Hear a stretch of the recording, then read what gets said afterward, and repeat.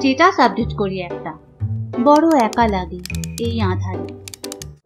বাহ, দিব্যি সুন্দরী, আবার একাও লাগে।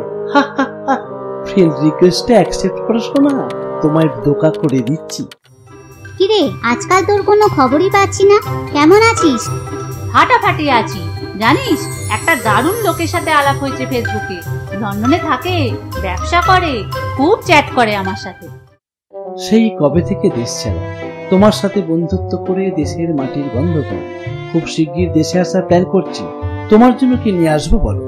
আরে কিছু আনতে হবে না, তুমি নিজে এসো খালি। তোমার জন্য এই ডায়মন্ড নেকলেসটা কিনেছি, আরো অনেক জুয়েলারি নিয়ে আসছি ডার্লিং। কি ব্যাপার ম্যাডাম, স্পেশাল কিছু? আমার স্পেশাল বন্ধু আসছে লন্ডন থেকে। কাল দুপুরের ফ্লাইটে দিল্লিতে নামবে, দুদিন পর এখানে আসবে। হীরের নেকলেস পরা বার করছি, কাল ঠিক ল্যান্ডিং এর সময় তোমাকেই উড়িয়ে দেবো।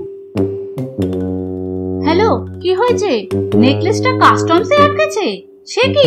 তবে উপায়? আমি খুবই লজ্জিত। তুমি যদি প্লিজ আমার বিজনেস পার্টনারের অ্যাকাউন্টে 1 লক্ষ টাকা পাঠিয়ে দাও তো খুব ভালো হবে।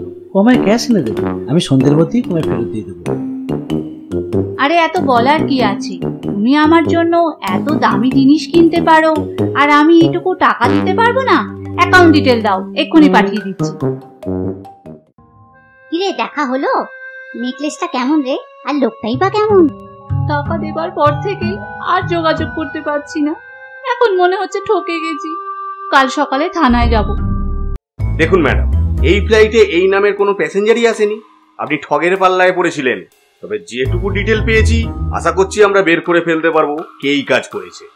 কি হবে এখন? আমার টাকাগুলো ফেরত পাবো তো? জানিস তো, আজ একটা কেস এসেছে। এক মহিলা ফেসবুকে বন্ধুত্ব করে 1 লাখ টাকা খুইয়েছেন। আমরা তদন্ত শুরু করেছি।